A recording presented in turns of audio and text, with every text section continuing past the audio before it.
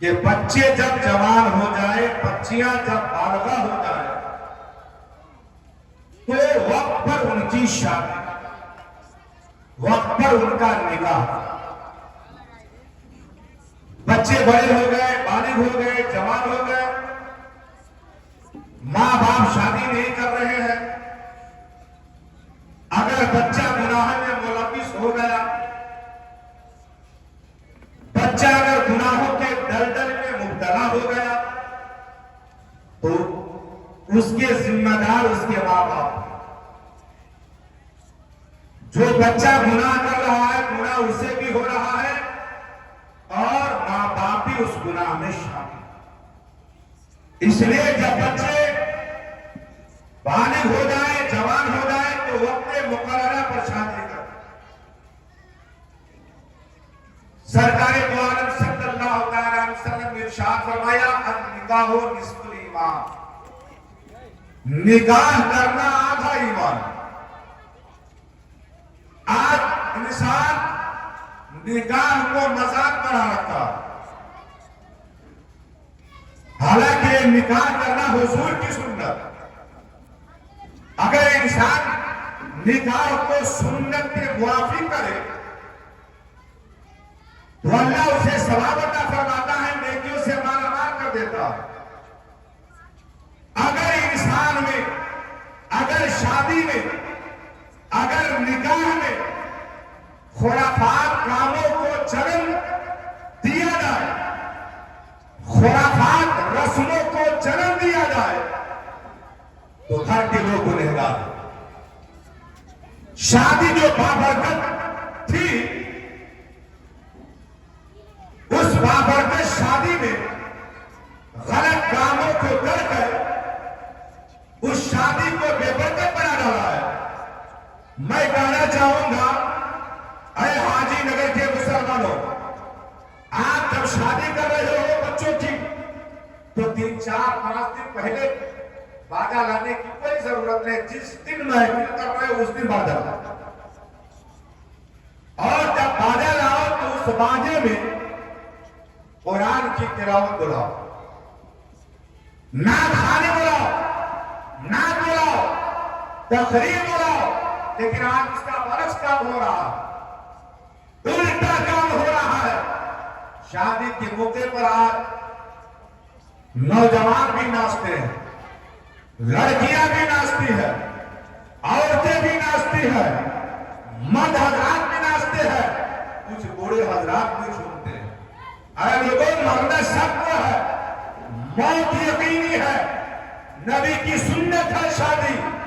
शादी को सुन्नत समझ के करो, तमाम खुराफात कामों को खत्म करो, तमाम बुरे रसूमात जो है उसे खत्म करो, और शादी को बाबरकत बनाओ, शादी को आसान करो।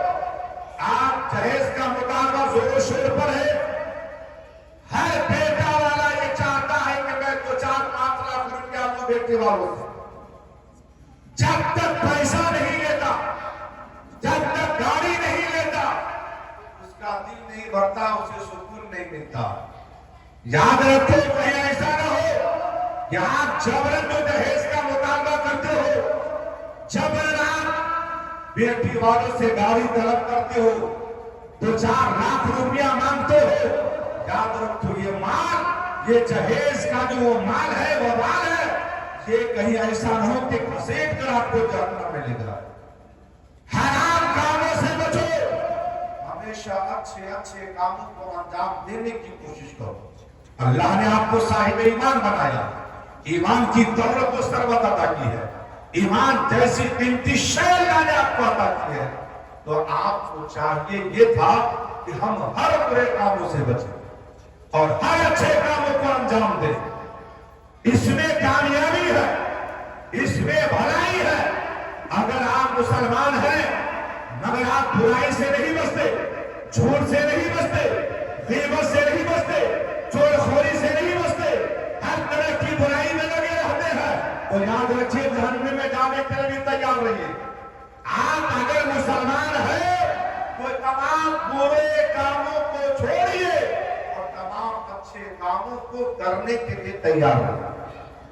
जो इंसान इस दुनिया में रहकर अच्छे कामों को अंजाम देगा, नमाज की पाबंदी करेगा, रमजान का महीना आए तो रोजा रखे, नेकिया वाला जो काम है उसे अंजाम दे, वो इंसान दुनिया में भी कामयाब रहेगा, मरेगा कब्र में जाएगा तो वहां भी कामयाब रहेगा और मैदानी महशर में भी कामयाब रहेगा। इसलिए मेरे इस्लामी भाइयों, मैं आपसे यही गुजारिश करूंगा कि आप हर तरह की बुराई से बचो। शादी के मौके पर बिल्कुल 3-4 रोज पहले बाजा लाने की जरूरत नहीं है।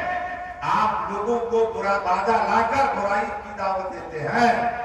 आप गाना बुलाते हैं, लोग सुनते हैं, झूमते हैं घर में रहकर, तो आप बुराई की दावत देते हैं। आप खुद गुनाह करते हैं और दूसरों से भी गुनाह करवाते हैं। इसलिए आप बचिए इन चीजों से और जिस दिन महफिल करवानी हो उस दिन बाजा लाइए और नात और तकरीर बोलिए। आज नहीं मदरसे का ख्याल है, न मस्जिद का ख्याल है, न खानका का ख्याल है।